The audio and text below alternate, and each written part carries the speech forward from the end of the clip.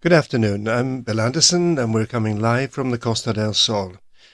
My special guest today is British Consul for Andalucia, the Canary Islands, and Ceuta and Melilla. Welcome, Charmaine. Do you get out to these small dependencies of Ceuta and Melilla very often? But actually, there are so few Brits in Ceuta and Melilla that it doesn't give me a lot more work, so it's kind of quite nice. So you don't get the chance to go travel over there and visit them very often? Oh, no, I think I've probably been a couple of times in the 7 years that I've been consul because, to be fair, almost all of the Brits that are there, and you can probably count them on the fingers of two hands, Yeah. almost all of the Brits that are there are really well integrated. They've married into families Right. that either live in Ceuta and Melilla or have been posted there with work. So we don't tend to. We did have an odd prisoner there, Oh, right. so that Okay. was unusual. But yeah, I yeah. But didn't other even know than they that, had jails in Ceuta and Melilla. They're so small, aren't they? there you go. Charmaine, for those that are not listening from Spain, I think we should explain a little bit about Andalusia. Let's just focus on that for the moment. Um, it is a huge territory, isn't it? It is massive, and I have a vice consul who always has these wonderful stats that I can never remember, which sort of say, the population of Andalusia is bigger than the population of, I don't know, let's go for Luxembourg. That Hmm. sounds fairly safe. And the size of Andalusia is this, is almost the size of England, kind of Right. thing. So it is a massive region. And in terms of British people that live in Andalusia, we have over 100,000 registered Registered, yeah. British people Yeah, the living in registered is the Andalusia. interesting bit here, isn't it? Because I read locally in one of the newspapers, as you know, I'm in Mijas on the Costa del Sol, that the registered British population had increased by 10% in the last few months, and I think it could probably increase by another few percent as well. Yeah, because and sometimes for very good reasons, people aren't registered. So one of the most, it's probably less of a phenomena here in Andalusia, but it certainly is the case in places like the Canaries, where we have people that we very fondly call the swallows. So Right. they're people who travel south for the winter, and they do tend to spend, well, until we'll come on to this whenever we come on to Brexit, but until the end of last year, lots of those people would spend 5 months of the year here or in the Canaries, Sure. and so they wouldn't register because they really weren't residents. Yeah, Right. so and I think we had I don't remember where we got this stat from. I think it might have been the Office of National Statistics, but there was a sort of guesstimate about how many British people came and spent time in Spain and were neither tourists nor residents. Right. And I think they worked out it was about 260,000. Right. Okay. So Yeah, I remember when all of the potential changes sort of took over, and we're talking about July last year when, for example, people could start to apply for their identification card instead of their old certificate of residence. And speaking to the head of the Foreigners Department, the National Police here in Fuengirola, he was saying that they were expecting that there would be somewhere between 65 and 70,000 Brits using the service only in Malaga province, yeah, which is I mean, staggering. I know that in Malaga, I spoke to the head of the uh, let's call it the foreigners Yeah, department, extranjeria, which is where people have to go. For those who don't know, it's where people have to go to begin the process of registering for residency. And he said that in the last days of December, so 29th, 30th, 31st of December, which was the deadline for you to apply for residency if you wish to be considered a beneficiary under the withdrawal agreement. sure. In those last days, 300 new applications a day.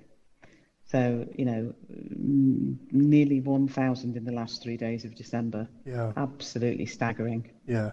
Right. Now, listen, we're going to talk about a number of things, Charmaine. I think, first of all, I think it would be useful because people are listening from different parts of Europe and different parts of the world. I think it would be useful just to talk about the consulates because I think sometimes people seem to think that the consulate is a one-stop shop for everything. Tell us a little bit about what you see as the real role of the consulates. Okay, so I don't know if I really want to do this, Bill. Shall I tell you why I don't know if I really want to Go do on. this? Whenever people ask me, what's your job? I say, oh, I'm the consul. I say, "Oh, what's the consul do?" And of course, people have these absolutely wonderful visions of what it is that we do as consuls, mostly to do with sort of playing golf and drinking gin and tonics all day, which And I is wish. that true? Is it? I wished, yeah.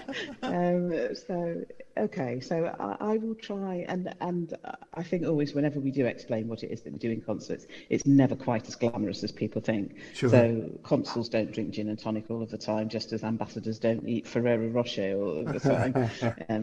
If people get the reference. Anyway, so essentially and this is interesting, and I would say this, wouldn't I? But I actually think that the consular services that we offer for UK residents are amongst some of the best that you will get in the world. Really? I'm not trying to sell it to people because you don't buy it. You've already paid for it in your passport premium. Sure. Yeah? So it's there whether you use it or not. But when I compare, and I do spend time with some of our consuls and staff from fellow consulates Yeah, there's kind of around. consular, a core of consuls, isn't there, that you get together Exactly, from time to time. Yeah.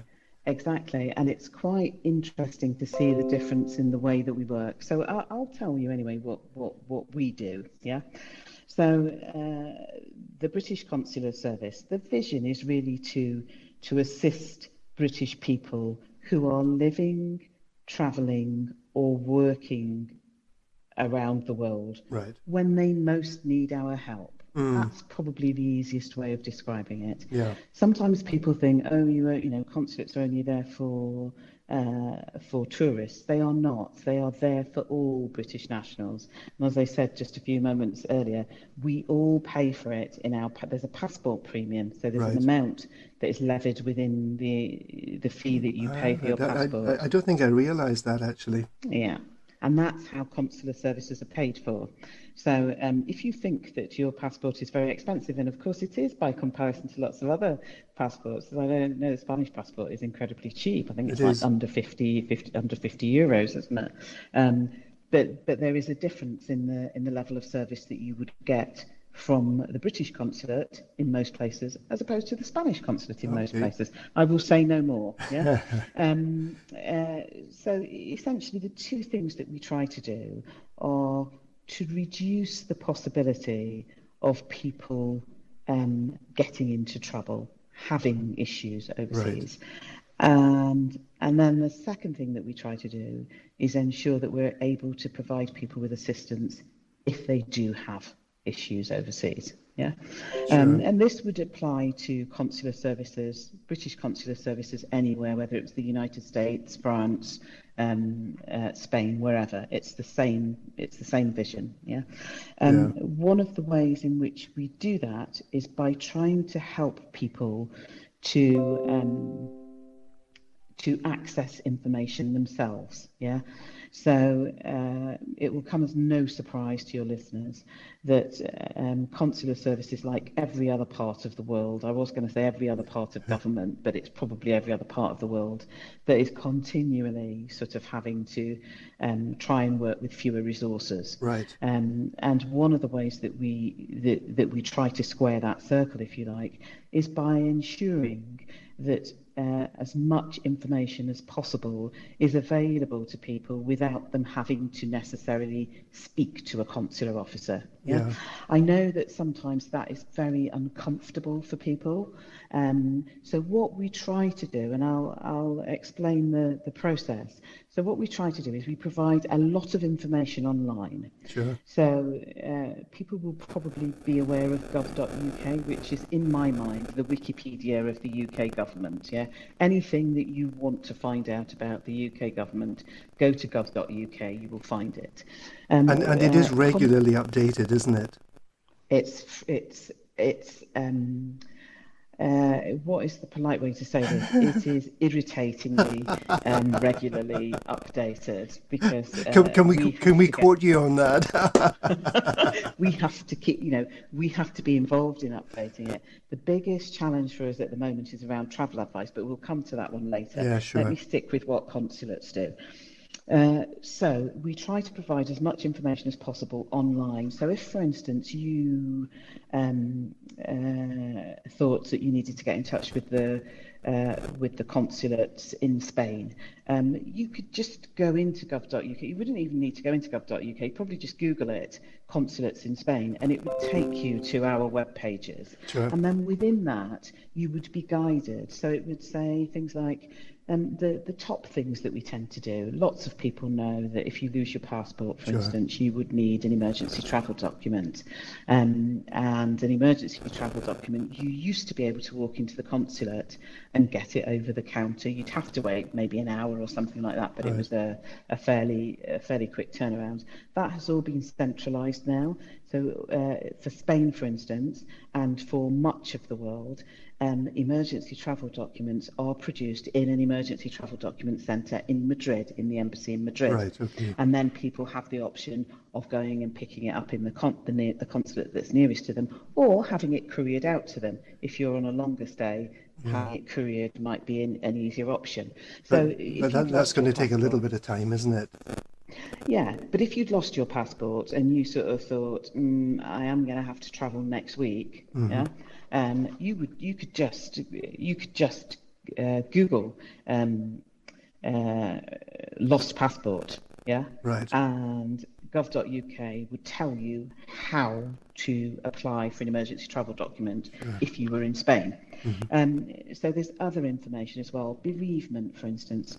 Unfortunately, it's really sad, but one of the, I'm trying to think of what the top three areas of assistance work that we're involved in. Certainly in Spain, it would probably be hospitalizations. Right. So where people, tourists or residents, end up in hospital and are not clear about what's happening to them and need a little bit of extra support. Yeah. So hospitalizations, deaths, comes to us all, but it, incredibly difficult if you happen to be on holiday in Spain Right. and a member of your party dies.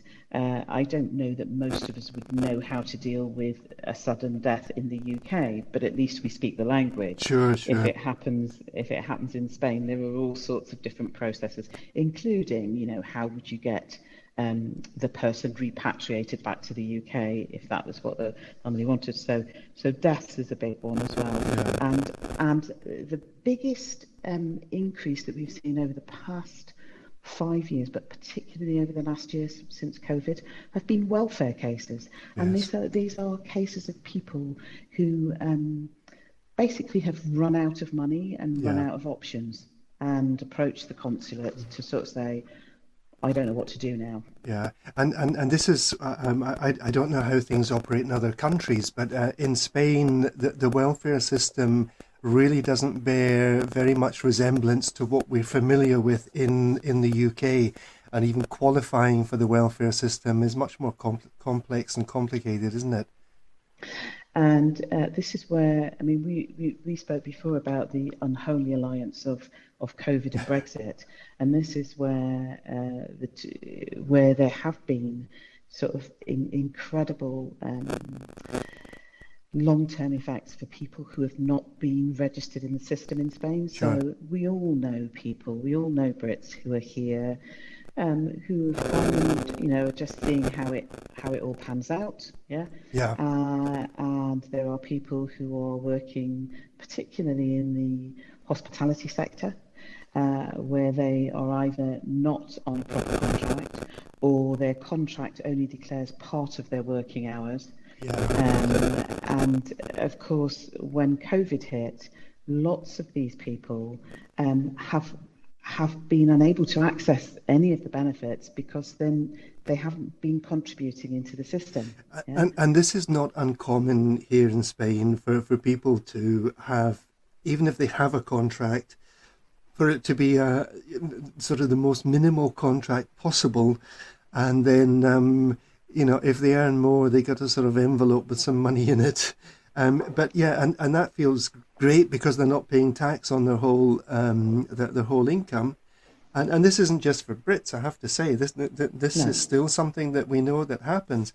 But the downside of it is exactly as you say, they're not paying the full contribution into the system, and therefore it will take them much longer, if forever, to actually get into the system with what they're actually paying, yeah? Yeah, it's incredible, and it's been very difficult for people. So we've seen in let's not talk about Andalucia. I've seen, for instance, in Tenerife, families who have been wholly dependent on working in the hospitality sector, Sure. and their jobs have obviously gone as a result of COVID. The hotels closed down for the for the duration, and they're unable to pay their rent. They're unable to feed their families. They're Yeah. suddenly homeless or squatting and living off food bank. And this situation has affected a lot of Spanish national families, but the difference is that they usually have an extended family round and about who kind of come together, and if they lose their house, they move in with their parents, or they move in with, and a lot of the Brits who have come out here, they don't have that kind of natural support system, and I think that is a problem. Exactly. And I mean, one of the things so you stop me whenever you want me to move on to something else, Yeah. because I can speak for the world. One of the things that we particularly see in this part of Spain, because of the demographics of the British people that come to live in Spain. So if there are, I think we're up to about 380,000 registered Brits in Spain. Nearly 70,000 of them are pensioners. Yeah. Yeah. So you have this aging demographic. And as you've just pointed out, in Spain, the system, the infrastructure is very much built around the family will support you. Mm-hmm. And one of the biggest issues that we have on my patch is people who probably came in their 50s whenever they were reasonably fit and healthy, Sure. but 20, 30 years later, they are not fit and healthy. And as we know, and I'm one of them, all of us love the idea of how much land you can get whenever you move to Spain in comparison to what you could afford whenever you lived in the UK. And so you buy a finca which is in the middle of nowhere, and it's off track. Dirt tracks, to get to exactly. it. Yeah. And maybe not a bad idea when you're in your mid 50s, not so great when you're in your mid 80s. Yeah. And one of the issues that we frequently have are hospital social workers phoning us up to say, Mr. blah blah blah died whenever, and Mrs. blah blah blah is now on her own. She's had a fall. She's medically fit to be discharged from hospital, but actually she is going to need support with with sorting out her life. She's going to need support for getting her shopping in, for her meals, for personal care and things like that. And as we know, it does exist in Spain, but it's very hard to come by. Very hard to access. And I would say not just for Brits. When my wife's mother was very sick, my wife is Spanish. Actually, when we went to see social services, she had actually died before they got round to coming to see her. It just doesn't happen quite in the same way as the UK. Charmaine, we're going to take a very short drop, just to let Dave do his adverts, and then we're going to come back. I'm going to talk about some more specific things that you'll be dealing with just now. Thanks a lot. Perfect. With us. Hello, I'm Bill Anderson, and we're coming live from the Costa del Sol with my very special guest today, British Consul for Andalucia and other places, Charmaine Arbouin. Charmaine, thank you so much for joining us today. Listen, I've got a number of sort of questions that have been arising mainly from social media. I think I know most of the answers, but they don't listen to me, but they might listen to you. And we have someone in common. And that person in common is Bob down the bar. Yeah? Okay, You know him, don't you? I know him very Yeah. well. I've Bob down heard the of him bar told anyway. me. Bob down the bar said. Bob down and really sometimes it doesn't matter how many times people say it, but Bob down the bar told me. Right. One of the things which I'm sure will be relevant to people in other countries in one form or another is the whole issue of residencia. In Spain, we had these green certificates of registration as European citizen, and we've had the option to change them for this plastic ID card. Now, I think I know the answer to this because I've watched your videos, I've listened to people and everything, but people are saying this has to be changed by the end of June. What is your reply to that? No, it doesn't have to be changed by the 30th of June. However, I would say to people, so the Green Certificate is part of the withdrawal agreement that was signed off between the European Union and the UK, that each member state had an option of a choice to decide between how it wanted to take residency forward. Right, Yeah. yeah. And the choices were, and I don't want to get too complicated, but not for any other reason other than I will tie myself up in knots as well, is that there is a constitutive and there's a declaratory system. And one of them requires you to actually register yourself anew, Right. in order to be protected by the withdrawal agreement. That's the system that we have in the UK. So you will have seen in the UK, everybody has to apply for either pre-settled status or settled status. Sure, Yeah. sure. And for me, I kind of think of those two things as either temporary residence or permanent residence. Yeah. Right. That's almost exactly the way that it mirrors what happens in Spain.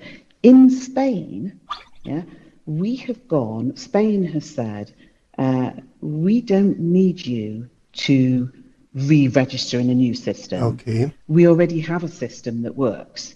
So therefore, we are going to recognise that green certificate, and we're going to recognise that green certificate forever. Yeah. Right. But they've had to introduce a new system for people that come after. Of course, yes. We've People left, yeah? registering as from the 1st of January, for example. Exactly. Yeah. And that system was introduced from the middle of the year. I can't remember whether it was June or July, but it July, went I live. think 6th of July comes Yeah. to mind, yeah. And so everybody that applied for residency after that date immediately received the TIE, the new card, Yeah. rather than the old green card. But the green card continues to be valid. Yeah. Mm-hmm.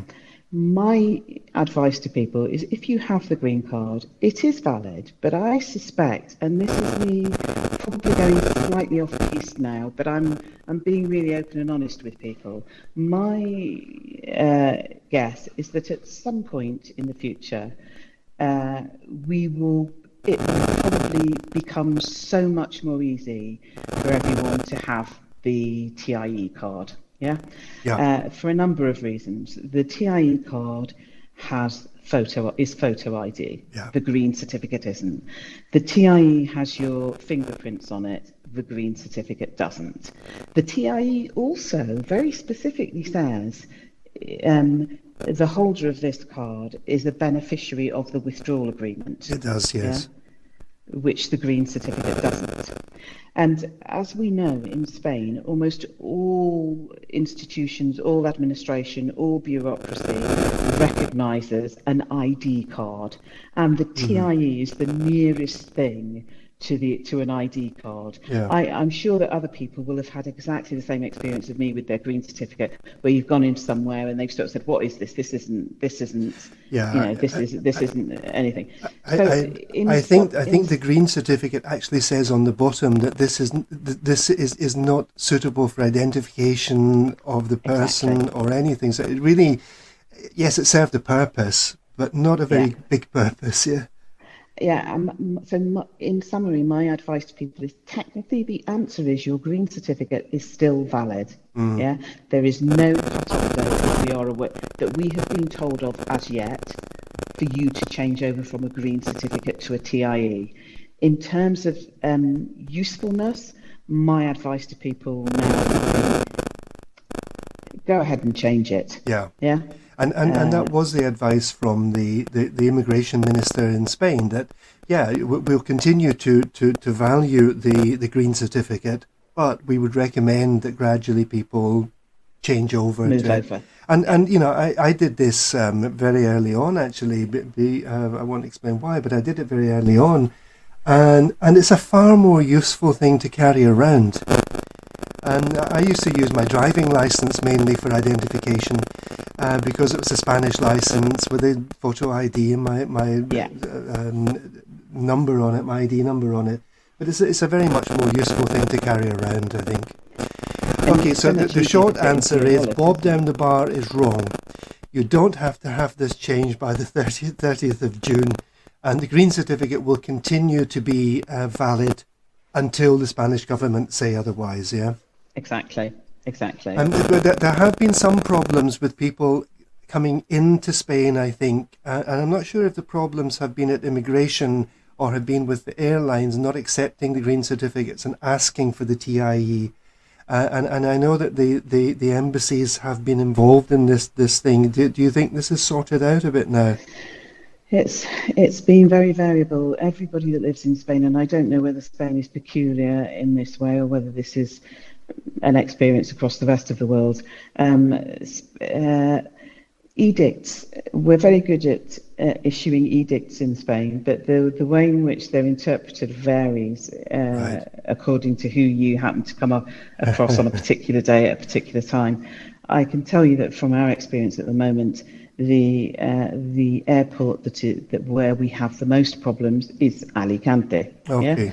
where they're taking a very, very hard line.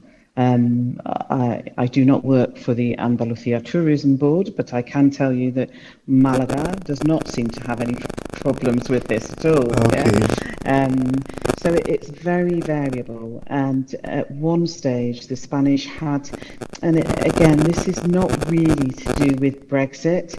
This has been as a result of COVID, where there have been an additional set of restrictions. Right. And the restrictions apply to third country nationals. And as we are no longer EU members, we are third country nationals. And so it's been a combination of the two things. Yeah. And the restrictions were only people who reside in Spain, Sure. or people who are Spanish nationals, or people who have some other special reason, and there was a list of reasons, Sure. if it was for work, if you were an elite sports person or something like that. Only those people are allowed to enter Spain at the moment. Right. Yeah, and that's what's really been causing the problem, because lots of people sort of say, yes, but I do live in Spain, but then they didn't have any documentation Yeah. that proved that. And the green certificate should never have been declined Right. by anyone. But I think some airlines got a little bit jumpy about it, because if they took, I mean, your listeners will probably know, the airline gets fined if they bring people that are then denied Right. Okay. access through immigration. So I think some airlines have been particularly hard line and sort of thought, if we're not sure, we're going to err on the side of caution and not allow people to travel. Right. Um, But when some of the restrictions, which are COVID-related restrictions, are lifted, then this will become a bit of a moot point, won't it? It should disappear. It will, because apart from anything else, even if you couldn't prove that you were a resident here, you'd be entitled to enter as a tourist. Sure, of course. Yeah. Okay. Another thing that's been causing a lot of distress for people, I think, is the whole change of 183 days in a year to 90 days in any 180. And, it is a fundamental shift, isn't it, in the way that we can spend our time in Europe? It's very, I think to start off by saying I realise that it's really frustrating for people who have been used to spending as much time basically as they wanted to spend in the European Union. And now it's very, very restricted. So that 90 and 180 days is, I don't know why we say it that way. It's basically 3 months in every six months. Yeah. That you're allowed to stay in it. So it's 3 months, and then you've got to go away for 3 months, and then you can come back again for 3 months. And the interesting thing and I've had lots of letters from rather irate British people, to be honest, sort of saying this is not fair, because even though the UK only allows you 6 months as well, it allows you to do those 6 months any way that you want to. Sure. So actually a Spaniard going to the UK could spend 5.5 months together. Yes. Yeah. Yes. And of course that is what a lot of British people want to do. The Swallows in particular, they want to spend the winter period. They don't want to spend 3 months of it. They want to spend 4 or 5 months of the year together in Spain. So it is kind of incredibly frustrating, but it's what it is. And without sort of wanting to take sides or anything, the British government did push fairly hard for a change to this, and for there to be greater freedom of movement, if you like. And the European Union stood fast and said, no, we are insisting that you will be bound, understandably, we are third country nationals, by the rules that apply to all other third country nationals. And that means 90 and 180 days. So unfortunately, that's where we are. I would, however, just say to people that if you want to, so we kind of get caught up on this 90 and 180 days. Right. But in actual fact, if you want to spend more than 90 in 180 days, you can. It's 90 and 180 days visa free. So that's 90 and 180 days that you don't need to ask permission for. Okay. Yeah? If you want to spend more than 90 days, there are two options. So the first option is, if you know it before you come, you get in touch with the consulate of the member state that you're going to be travelling to. So let's say it's Spain. You get in touch with the Spanish consulate in the UK and you say, I want to spend 100 days or 120 days, sure, or whatever it is. I want to spend that length of time. You will then have to meet whatever the requirements are. Yeah. But you would then, if you were a pensioner, for instance, and you weren't planning to work, and you were just going to be out to stay in your second home or whatever, you would be applying for a non-lucrative visa, probably. Right. Yeah. So there is a way to do it. And that's the way to do it if you know at the point that you're coming that that's what you want to do. The other option is, and this is only in extenuating circumstances, if you're here and you're coming up to your 90 days and something has happened, you've had an accident, right, you're buying a property and you need to stay an extra 10 days to do all of the paperwork or whatever, you go into the Policía Nacional and you ask if they will allow you an extension. What I would say about that is it is not your right, yeah? You have to ask whether they will give you that. Right. And it is only in extenuating circumstances. So it's not, I fancy spending an extra 10 days because the weather's nice. You have to have some exceptional circumstances. Yeah, as you say, maybe one of the members of the family is sick, or I don't know. Exactly. But it has to be something, not just like, as you say, I fancy an extra 10 days, so I'll just pop into the National Police and get them to sign me up for another 10 days. Yeah. Exactly. Okay. And yeah, I think, people have criticized Spain, but I think they don't really understand that these are not particularly Spanish rules. These are Schengen rules, aren't they? That Spain is part of the Schengen area. The UK has never been part of the Schengen area, so the UK has always been able to determine its own way that non-Brits can stay in the UK. Within Schengen, it's a bit more complex because there are the Schengen rules to be applied. That's absolutely right. I mean, at the end of the day, the European Union, whether you want to, describe it as a union, a club, or whatever, that they're the rules that apply to the Schengen area, and Brits are not being treated any less favourably than any other third country nationals. So it's exactly the same rules that apply to Hmm. to other third country nationals. And just to focus on, I mean, I think to focus on the positive. It's not that we can't stay for longer than that. It's just that it's a different way of requesting permission to do it. Yeah, I think it's a permission thing, isn't it? It isn't a right to stay for a certain period of time. We have to Exactly. ask permission, and I think that Brits have been so much just part of the European Union that it kind of feels hard to now say, please may I, because we've come and gone, and actually nobody's counted the days and nobody's bothered about anything, and all of a sudden it matters. Mr. Anderson, you are trying to draw me down a road that I don't want to go I did promise I wouldn't do that, but anyway.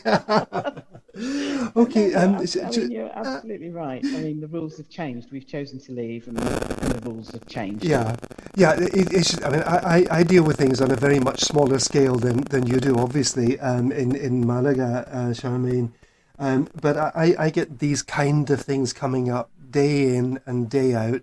We have about, I don't know, somewhere between 10 and 12,000 Brits that live in Mijas alone, and I tend to deal with Brits from along the coast as well. And, this is one of the things. Another couple of things that are maybe slightly more complex um, are to do with, I had a query just yesterday actually. Um, a couple, they're in the UK at the moment. The husband has a TIE card, so he has his formal residence here. The wife doesn't. And her question was, as his dependent, which is how she described it, not how I describe it, but as his dependent, can she come into Spain, especially with the restrictions at the moment, with him on the basis of his TIE card? The short answer is no, she No. can't. Yeah. And I can give you the longer answer, which is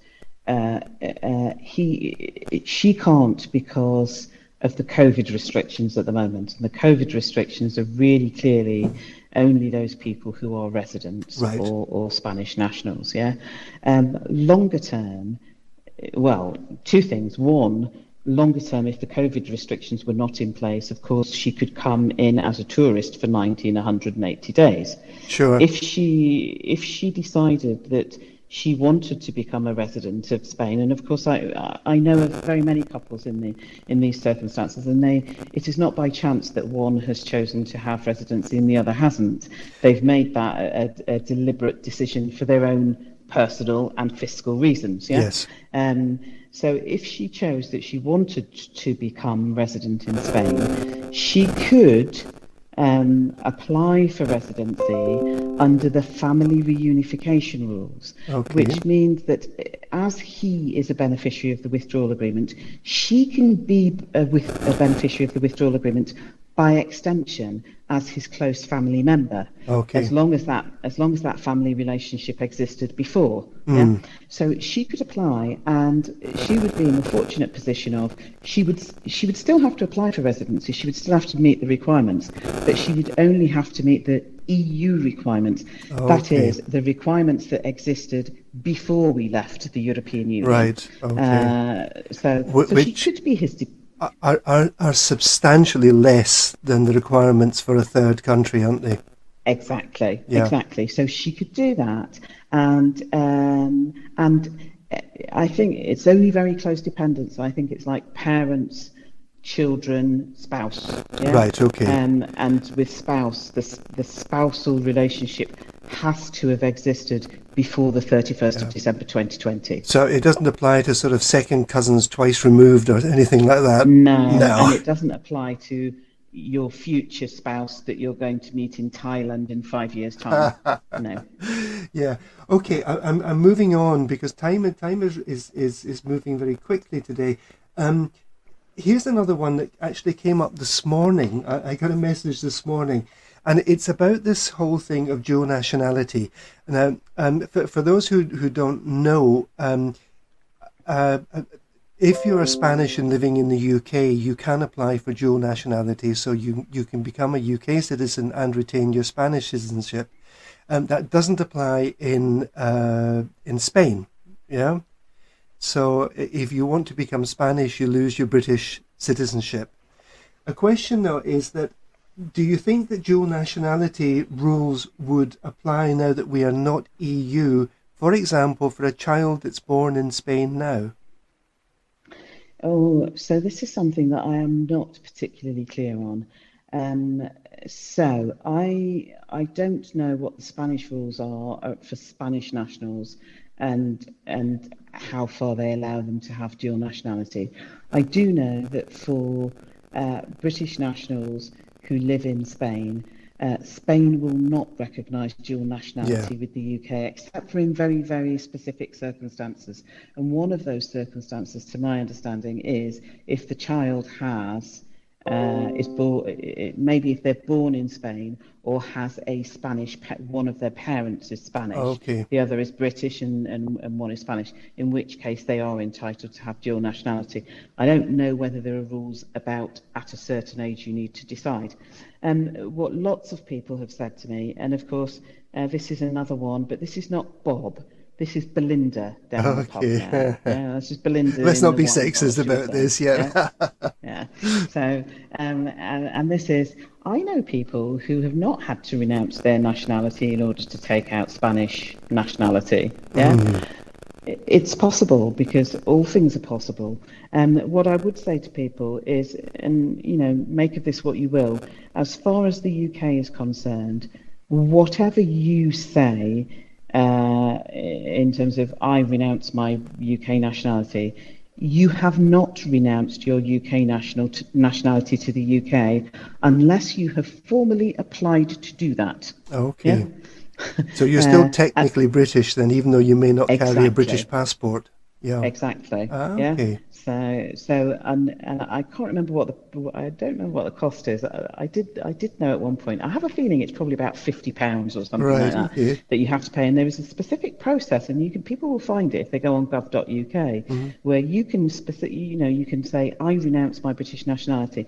The interesting thing is that nobody is allowed to be stateless, so you have to prove within 6 months of doing that you have another nationality. Okay. Otherwise, your British nationality is not renounced. Right. And then the bit that I love is that if you do renounce your British nationality, say for instance to take out Spanish Hmm. nationality, you can reapply for your UK nationality. You can reapply for it. Okay. Okay. It costs you a lot more. So I think it's like the difference between £50 to renounce it and maybe 400 to get it To get back. it back Yeah. again. Yeah. Yeah. Yeah. But you can reapply for it. So, I mean, what I would say to people is nothing is final Hmm. in this particular game. And I'm not sure how much the Spanish are insisting that you do renounce your British nationality. What is really clear is that you do have to use when you're in Spain, you will be treated as a Spanish national. Yeah. Right. So that's really important, and it's important on things like the most obvious one to me is on wills. People Okay. probably know that you can choose to do your will in Spain under English Scottish law Yeah. if you choose to. If you take out Spanish nationality, you no longer have. When you renew Right. your will, if you update your will, you don't have that option And anymore. that It could is be done quite under important. Spanish law. Actually, Vicky and I have just gone through this process, and because she's Spanish and obviously I'm British, um, we had to have three wills drawn up, Yeah. and I had mine drawn up under Scottish law, and we have a very good Scottish lawyer living down here, and then we had two separate wills drawn up under Spanish law, one for me and one for Vicky. So Yeah. yeah, I think that for me, I feel that gives a level of protection. Um, but as you say, if you renounce your British nationality or take up Spanish nationality, if you lose that, I think it's a big consideration for people. Yeah, my advice to people is if you're thinking of doing it, make sure you get some good legal advice on what the implications are before you do it. Because I know that lots of people sort of felt very panicked about what was going to happen after Brexit, and like the best way for me to be able to protect myself is to become a Spanish national. Yeah, it may well be, but everybody's circumstances are slightly different, It could be a and two-edged therefore, sword, couldn't it? yeah. Charmaine, our time has gone, I'm afraid. Wow, I wow. can I just say it's lovely to speak to you again. We haven't really bumped into each other very much over this last year. No. It's absolutely lovely to speak to you, and I'm so grateful for you coming and answering these questions, even if I didn't manage to quite put you on the spot, you know. Shall I? Let's put it out there, Bill. Invite me again at some future date and put me on the spot. Okay, we'll do that. I'm going to hold you to that. And we've got 94,000 listeners that are that are witness to that. Charmaine, Okay. thank you so much. And I know a secret that you've got the weekend off. So, And the weekend starts in about 30 minutes. yeah, Yeah. well, you enjoy, please, and we will have you back on again. Thank you so much.